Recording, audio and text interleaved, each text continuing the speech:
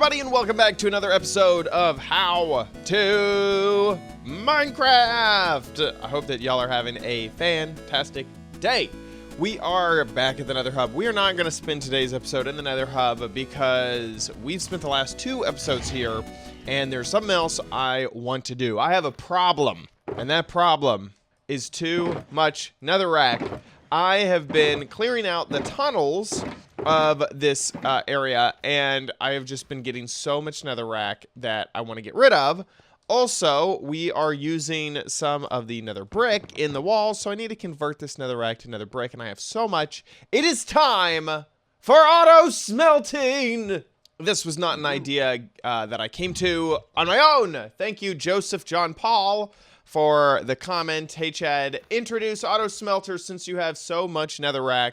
This is a great idea, an absolutely fantastic idea. Thank you so much, Joseph, for suggesting it.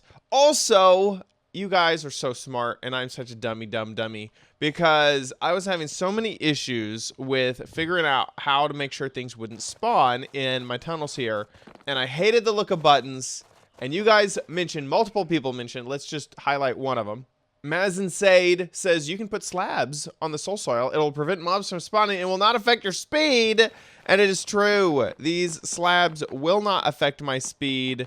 And I don't know why I wasn't thinking of it. So we are going to obviously use this auto smelter to make even more nether brick slabs. And I might need to even slab over this area because more things have also been spawning in here. So we are going to make an auto smelter. We're not going to do it here in the nether. We're going to do it in the overworld. So we are back at the base, and I think it is time to make a new building. I originally said that instead of having one massive base, one base building, basically, I wanted a whole bunch of little buildings that kind of each served a purpose. And this first one was to be my chest hall, my organization and inventory space. And then I kind of had like a little home, and then, you know, every little thing was supposed to have a purpose. So let's build a new building that will be the auto smeltery. Now, I think I originally wanted to have a home like over here, like a bigger mansion style thing. So I think maybe this space right here, kind of over this pond, maybe we should incorporate the pond in something else. What's on the other side? Nothing. Nothing's over here. Okay, so this will be where we have the auto smeltery. I think I'm going to have it set off at a different angle than that building. Since that one's long this way, we'll have this one be long the other direction. I've kind of cleared away a space. It'll be at a different level. And I just kind of accidentally threw down some blocks sort of right here. I kind of like it. I'm wondering if it should be more of a round building. So far, I've done a lot of square buildings. Maybe this one should have more of a rounded look, like a yurt. We have an auto smelting yurt. Okay, so we kind of have the space figured out for this building. Now let's talk about some of the fundamentals of auto smelting. How does it work? To get started with auto smelting, you really only need two things: a furnace and three hoppers. Okay, and then all you have to do is position your furnace and hoppers in this orientation. So you're going to have one hopper at the bottom, a furnace on top of that, then a hopper going into the side, or I like to do the back because it tiles a little bit easier, and then a hopper into the front. So notice where the nozzles are pointing. One hopper nozzle is pointing into the top. One nozzle is pointing into one of the sides, and the back happens to be a side, and then one is pulling from the bottom. So you got top, side, and bottom. So anything that goes into the top, that is going to go into this slot right here. So if I throw dirt in there, it's actually going to put dirt into that slot. We obviously don't want that because you can't smelt up dirt, so that's not going to be very useful. Then if we put anything into any of the sides, and I'll just go ahead and put a hopper just like right here to show you that it doesn't matter if it's the back or the side. If you put anything into there, that will go into this slot right here. So we're going to put in just one piece of charcoal into this one in the side. It goes there We're going to grab that out. We're going to take this one on the back, throw a whole bunch of charcoal in there, and you'll see that it goes to this same spot. So we don't need that demonstration hopper anymore. So top goes into this one, the side goes into the bottom one, and then that just kind of stands to reason that anything that goes into this area will be pulled from the furnace. So this is the most simple auto smelter system. Now, obviously, this wouldn't give you a ton of inventory because hoppers don't have a lot of inventory. So what most people do is they don't build it right here. They would build it up one more level, and my thing is going to get in the way. So let's move it outside to do that. So they would start off with a chest, then put a hopper down, and then put a furnace, and make sure the nozzle of the hopper is pointing into that chest. They'd put a furnace on top of that. Then they would take their hopper, put it into the back, and then I need some scaffolding, but I'm just going to use these planks for right now. Then they would take their hopper, put it in there, and then probably a chest on top of that, and a chest back here as well. By the way, the reason I keep putting the hopper in the back is because you can tile this. So I could have a whole bunch of, different furnaces here, and I could keep this going, and as long as this is in the back, it's not in the way of anything, so you can keep this auto furnace going. We're going to remove this for now. So what these extra chests get you is more expanded storage. So now I have an entire chest of storage to throw in there and have it go through the whole system. I have a whole chest to put all my charcoal in or whatever, and have a backup, and then I have a big chest for the output. So that's what a normal auto smelting system looks like. Now we want to chain together a ton of furnaces in order to kind of do this whole process automatically and to really expand it, so we can throw chests and chests and chests at the whole system, and it will just chew through all of it. So I'm going to be kind of making my whole system as we go along and describing each step and why I'm taking it. So I don't really have a great material list for you because I still haven't built it, and I don't know exactly which technique I'm going to use. But if you're going to make this, make sure that you have enough furnaces, a ton of hoppers, and chests to get the job done. I'm also most likely going to be using some rail and mine carts in order to move things around. So you would need enough of those as well. To start off, I'm going to just make the foundation of this building. So I sort of have walls. I mean, I do have walls. I don't sort of have walls. I do have walls down, and we'll continue on with the rest of the building after we've actually built some of the auto smelter. So I don't know exactly how I'm going to want to have my whole setup done, but I kind of know generally that I want to have basically an output. So we're going to have our finished product over here. I definitely want that to be in a double chest. And then we're going to have our input over here, and that will probably also be in a double chest. I'm just going to guesstimate that it's about right there. So in between is going to be all of the different furnaces. And we are going to have to pull from these over to this other chest. So I have 16 different hoppers, and I kind of like the number 16 because that is going to be, that's easily divided into 64, right? You got 64 is a stack. So, you have, and then also you can smelt up 8 items with 1 coal, and 8, times 2 is 16. So it kind of fits within the Minecraft universe of numbers. So we have that all set up right now. That means that I now need 16 furnaces, and I've gone ahead and just pointed every single one of these to this output chest over here. So actually, you know what? Let me go from the way you read. So let me switch these all around. I'm trying to make it as simple as possible so you guys can fully follow along. Fully follow. It sounds too rhymey. But okay, so we're going to do this again, putting down the output and then taking our hoppers, and we're just going to make sure that every hopper is pointed into the next so that as items flow down this hopper chain, they're going to go all the way down there. So if I take the stick, put it in here, it's going to end up in this chest. Boop. Eventually, there it is, this stick. So that's perfect. Now we can take our furnaces and set them on top of this hopper chain. And there we go. That looks great. Now we need hoppers to go into the top of the furnaces and into the back of the furnaces. So I'm going to make a whole bunch more hoppers. Make sure that all of your hoppers point to where they need to go, and you can make sure that that's happening because whatever block you click on with the hopper is the thing it is going to attach to. So I'm going to just make sure that I am clicking this back face whenever I click, not the past hopper. Otherwise, that nozzle is going to point into the other hopper, which is not what we want to have happen. And it is becoming night.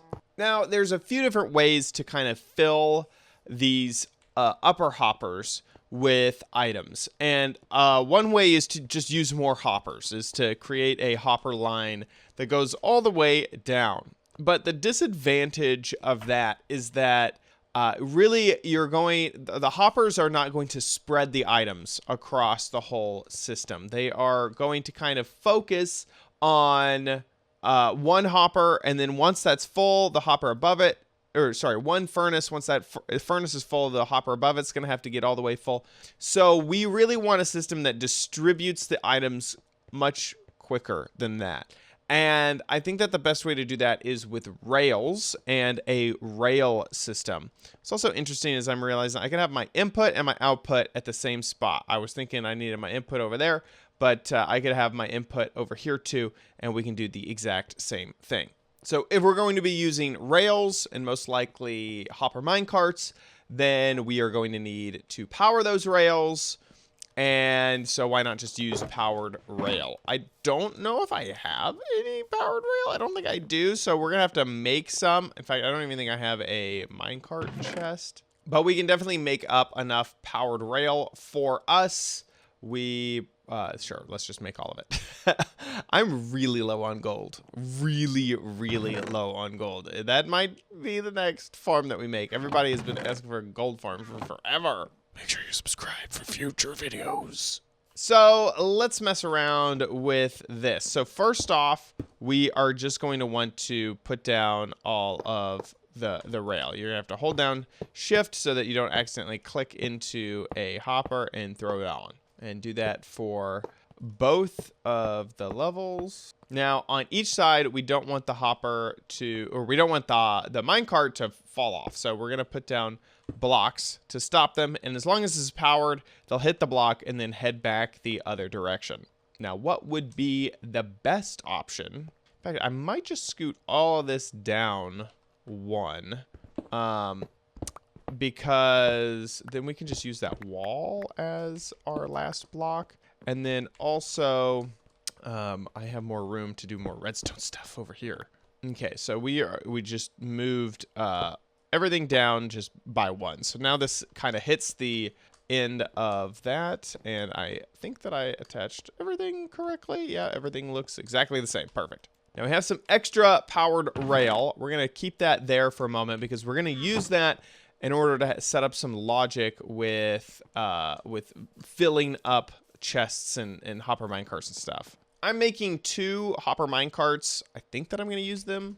Anyway, so we're making those. I'm also going to throw down some blocks here, and we are going to separate these powered rail with normal rail.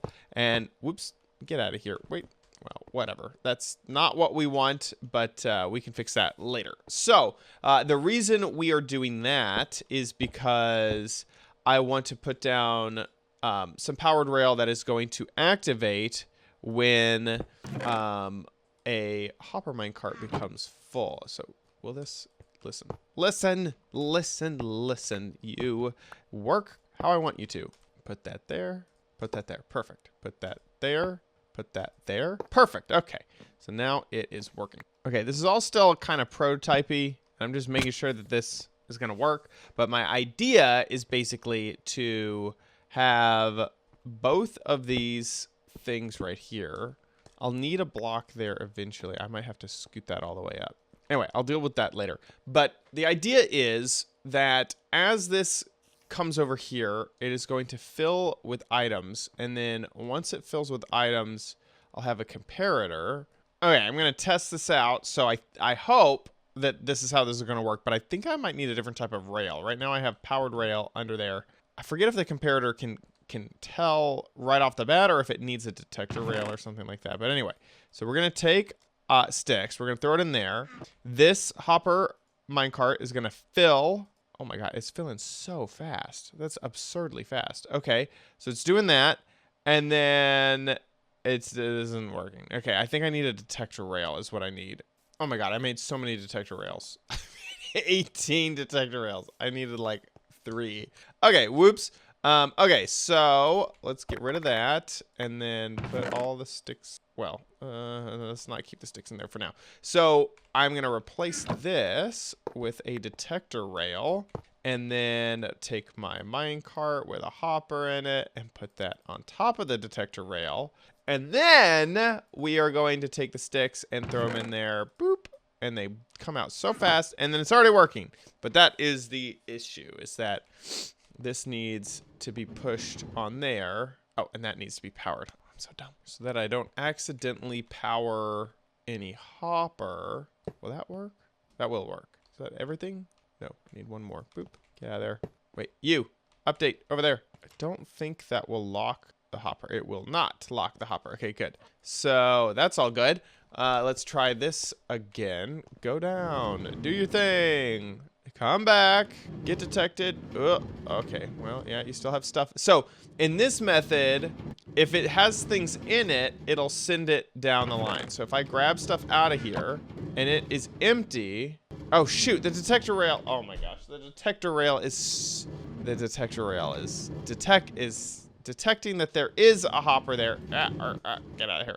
That it's there, and then it's powering that. We want that to only work once there's something in there. Okay. Stuff has been figured out. I will admit, I did not figure this out on my own. I think it was a Zoomovoid video that had this contraption. So this does everything I want. So I was having an issue where the detector rail was causing my powered rail to go off. So this, in this scenario, and I'm going to just go ahead and activate it. We're losing some day. I'm activating it just so you can see it kind of work. Oh no, I fell. The detector rail is at an angle so that I don't require any powered rail for it to go off. So how it is working is this hopper minecart is coming up here. It's grabbing a whole bunch of stuff from this chest. Then this comparator is noticing and counting. It's in subtract mode. And then this one on the side is observing this hopper, which has 2 things in it, which is kind of just setting this off around half stack. Then it will set it off. So this comparator is pointed into this block, and this block has a torch onto it, and then that has another button just in case, because this does require like 32 things in order to actually start moving. So here, let me grab a few of these. There we go. And let's just say, let me click this. Let's say there's, okay, so 32, that's good. Come back. I wonder if it's exactly 32. I kind of want to figure this out. I haven't figured this out yet. 31? Okay, no, it does 31. Okay, come back. 20? No, 20? 23. Okay, so once it gets to 23 items, then it will go off. So if for some reason there was less in there and I wanted to send it down the line, I can hit this button and that will set it off because it just makes that torch flicker. Just to remake this so that everybody knows how this is working. So we have the powered rail, and at the moment I actually have a space with non-powered rail, but I think that I can switch those out. There we go, and get that back, and I think that'll work just fine. So we have the rail, and then this goes up a block. So we're gonna have the detector rail, so we're gonna put detector and then one more detector, and then we can break that, and it'll stay like that as long as this block doesn't move. Then off that detector rail, we have a comparator, and that is on subtract mode. We have another comparator, and then I have a hopper, and this hopper has 2 items in it. Any 2 items, and that'll give you that count of 22 before it leaves the station. Now, I have mine set up so that it has a hopper minecart, and that just means that your normal chest We'll go here. Well, it's not there and there. There you go. And so that'll scoop up, and that hopper minecart takes items out of the chest way faster. So that's what we want. Then, coming off of this block right here, we have another block. So that comparator points into a block that has a torch on the side of it. On top of that torch is a sticky piston, and that sticky piston needs any type of block at all. And that is how the whole contraption works. That way, when a minecart comes along, and we're just going to throw one here, and it goes up, it's going to get stuck by this block until all the conditions are met, and then this block will retract like we saw, having it go on. So that is how you would create this in your world. So we're going to do the same thing, but for the fuel stuff, so that when we fill up our fuel, that it will do the exact same thing. I'm going to change this one up just a bit, in that it doesn't require any amount before it moves down the way. So any amount of fuel that it has in there, it'll just go down, which just means that we're not going to have this hopper system off of the back, so that it'll have any amount. Oh no, I broke my thing somehow. Why are you not pointed up? Okay, these both need to be good. There you go. They both need to be tilted. So I'm going to try to load this up just with sticks, just because we have a whole bunch of them. And so it should have just filled up this entire thing with sticks. Oh, there it goes. It's kind of working. Hooray. I think it might need to fill up with more sticks. Yeah, it's a little slow. Okay, so we will need to have that secondary contraption to make sure that it has more sticks before it goes down, I think. Because unless... yeah, it needs to have more sticks before it leaves. Well, it's definitely working, which is great news. Because, like, we definitely have nether bricks in here, which we didn't have those before. But something's wrong with my timing. I mean, it is working, which is fine. It's just not working exactly how I imagined it would work. Like, this has so many sticks. Oh my gosh. Oh, it's because I took out another rack. I see. Okay, but hey, look at that. It has created quite a lot of netherrack already. Okay, so let's try this with a full-blown operation. I'm gonna pull out all the netherrack. We're not gonna use that right now. We're going to make charcoal, which will be obviously the fuel that we will end up using for this whole contraption. Okay, so logs is what we want to burn. And this is basically all of my logs.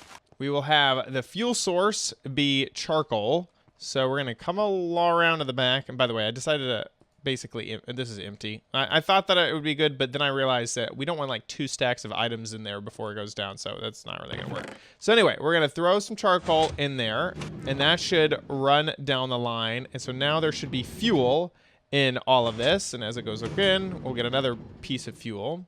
So up here, we are going to put our spruce logs, and then that should launch that, and there it goes. So now we have spruce logs in the top, and the output, boop, should happen, and now we should have a ton of charcoal in this last chest, which it looks like it is working. We got our first 16, and now we're already working on the next one. That is interesting that it takes just enough time, basically, once it hits the 16, to start up again, which is great. So we are cooking with charcoal now, and once we have a ton of it, then we can actually throw it back into the back here. This is so much less to manage, because when I was doing this manually, I was trying to keep charcoal in every single one, and it was just, oh my gosh, it was like so much to deal with, and I don't have to deal with that anymore. 16 is less than I had up in the nether a few episodes ago, but not needing to manage any of this is like way better. I mean, look at this. Oh my gosh, a stack and a half already. So we'll go back here and we'll put this into the fuel area, and it'll send it down. I also need a button. Do I have any more charcoal? No, not charcoal. I meant spruce. Okay, good. We have some spruce because I want... Look how fast it pulls it out of there. That's crazy. So I'm going to make a button. because I forget over here. I need a button right there. That way I can send it if there's not quite enough charcoal. But that is filling up with its spruce logs. And then once the furnace fills up, then the hopper will fill up. And I think that that's probably enough of a buffer. I don't think I need to worry about any more of a buffer. So as this is furnacing up, and it's just going to keep going and going and going, and I'm loving that, I am going to cut down, I guess, more spruce trees, because we are going to need more. Okay, I don't have a ton extra spruce, but we got some. And let's check in. Boo, boo, boo. Wow, that is awesome. That is awesome. Okay, so that is working great. It looks like our spruce up here is done with. So now we have all of that spruce. One disadvantage of this, and it's only a small disadvantage, is that I will use up, if I only have a small amount of stuff to smelt up, it'll end up using like 1 charcoal from every single one. So we'll end up using 16 charcoal if I only had like less than, like say a few stacks worth of stuff. So I'll have to just keep that in mind, that this is really for only big furnace jobs. But up until then, up until that, time, this is great. This is working so good. So we'll add some more spruce up in here, and then I'll also add that to all of these guys. So let's see how off everything is. So right here in our first one, we have about 41, 42. And then down here at the bottom, where I think it has less time to kind of go by. Yeah, see, we only have 18 of the spruce. Now, what's funny is the charcoal matches that too. So we have 21 in the other one next to it, but we have 9. So there's less time on this hopper for it to put it in there. But that's fine. It's working. It's kind of like we almost have it all the same, and then everything else is pretty consistent in terms of how many items we have. Well, now that we know that this is working, I'm gonna go ahead and decorate the building just a little bit more. Okay, I built up the walls just a little bit, and once again, so far, so good. We are making so much charcoal. Let's go throw it in to the fuel side, and let that keep cooking. Come on, go in there. There we go. And this is just about done. Once that's all done, then we can switch to netherrack. Well, okay, it looks like it is done. We still have a ton of charcoal there.